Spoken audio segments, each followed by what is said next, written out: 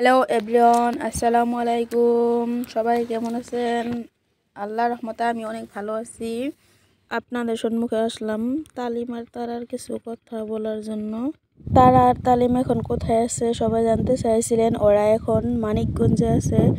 ওদের একটি ছবি পেয়েছি, ছবি দেখে বুঝলাম যে অনেক সুখে শান্তিতে হইতে আসছে ওরা। দোয়া করি সবসময় সুখে শান্তিতে থাকুক, যা হবার হয়ে গেছে। এখন আর ওগুলো ভেবে লাভ নাই, মানুষের মাত্রই ভুল হয়। আমি তারা আর তালিমকে একটি কথা বলি, যা হবার হয়ে গেছে, তোমরা এখন চলে আসলেই হয়।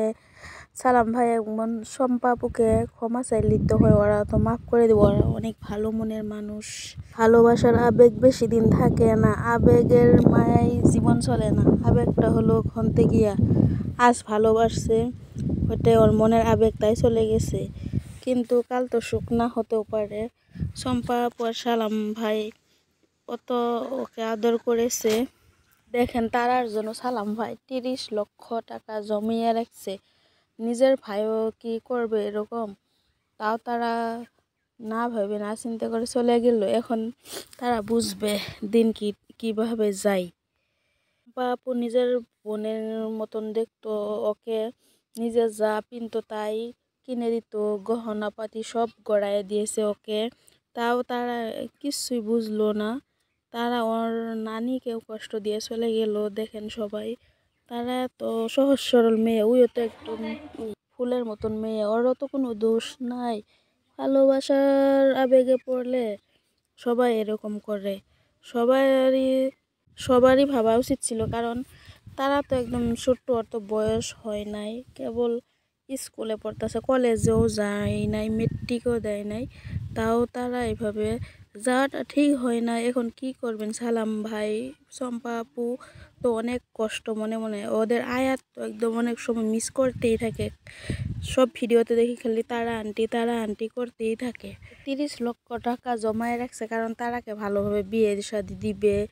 তার যাবতীয় জীবনে কিভাবে চলতে হয় সব দোয়েল গ্রুপ চ্যানেলের সালাম ভাই করে দিবে বলেছে। তাও তারা বুঝলো না।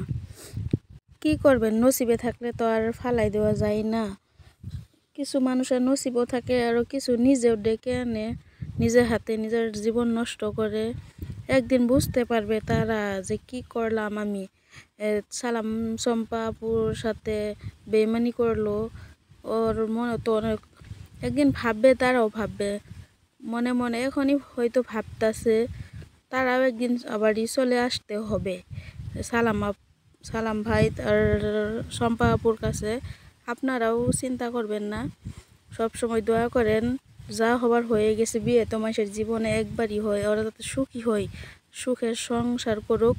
সবাই দোয়া করবেন, সবার কাছে বলি। মানুষের ফান্দে পড়লে ভালো মানুষও খারাপ হয়ে যায়।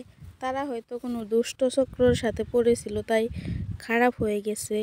তালিমও এখন বোঝা উচিত, যা হবার হয়ে গেছে, বিয়ে তো হয়ে গেছে। আগে পরে ওগুলো কথা মনে না রেখে সুখে শান্তিতে জীবনযাপন করুন।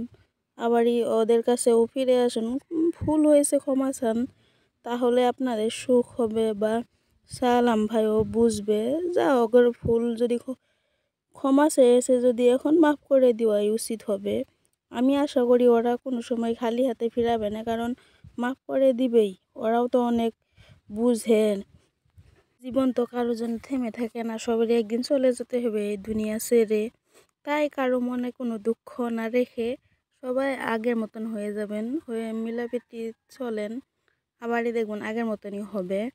তালিমও তো ভালোই দেখা যায়, কারণ এত ভদ্রই মনে হয়। এখন জানি না ওদের কপালে কি আছে, আল্লাহ তাআলা কি রাখছে ওদের কপালে, সুখ আছে না শান্তিতে আছে। সবাই দোয়া করবেন ওর যাতে সুখ শান্তিতে জীবনযাপন করতে পারে। আমার এটাই অনুরোধ সবার কাছে। ওদের ভিডিওগুলো সব দেখি অনেক আগে থেকে দেখতে অনেক ভালো লাগতো, তাই সবাইকে কেউ খারাপ কমেন্ট করবে না, সবাই দেখবেন। ভিডিওটা এখানে শেষ করি, আবারও আসবো নতুন পর্ব নিয়ে।